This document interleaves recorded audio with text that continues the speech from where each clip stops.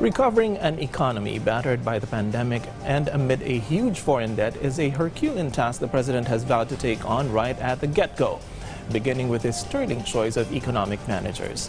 Then he went overseas to Indonesia, Singapore, and America to pitch the country as ripe and ready for business and investments.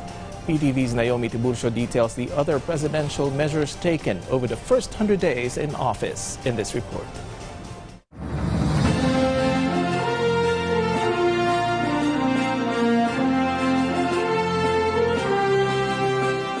The Philippines has yet to see the end of the COVID-19 pandemic.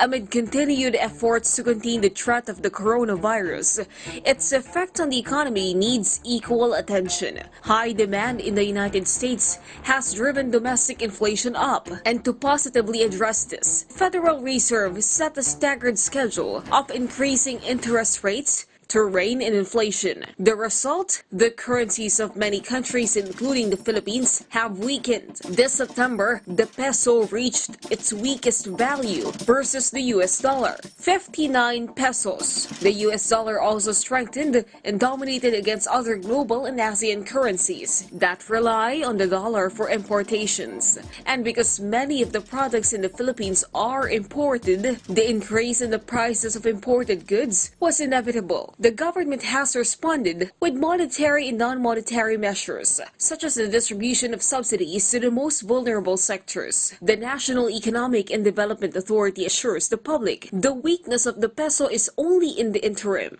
Malakas ang ating fundamentals sa ngayon in spite of the external headwinds that we are facing. Dapat hindi tayo mag-panic. Actually, expect namin talaga yung pagbaba ng halaga ng peso given nga sa nangyayari sa US and other more developed economies. No? Nagkakaroon ng, monetary policy normalization. In the long term, the president believes it is high time to wean the country from its dependence on imports. The reasons because we would prefer not to import. We would prefer to import as little as possible.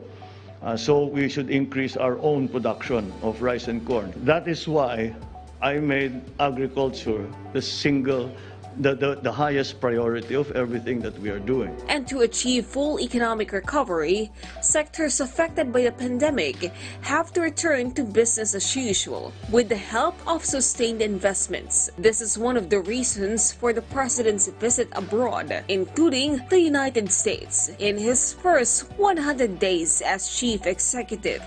It is our belief that the Philippines is the smart investment choice. And the best time to do business with us is now. We have grand opportunities, the timing, the window of opportunities for investment, and especially in capital-intensive investments in the Philippines, which is what we need now. We believe that time is now.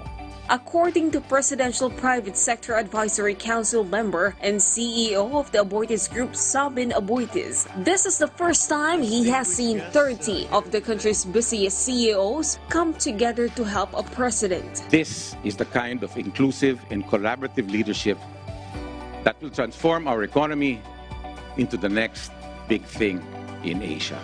One of the ways the Marcos Jr. administration seeks to accelerate economic activity is through a sustained promotion and implementation of reforms to ease doing business in the country and to attract more local and domestic investors. Naomi Tiburcio for The Nation.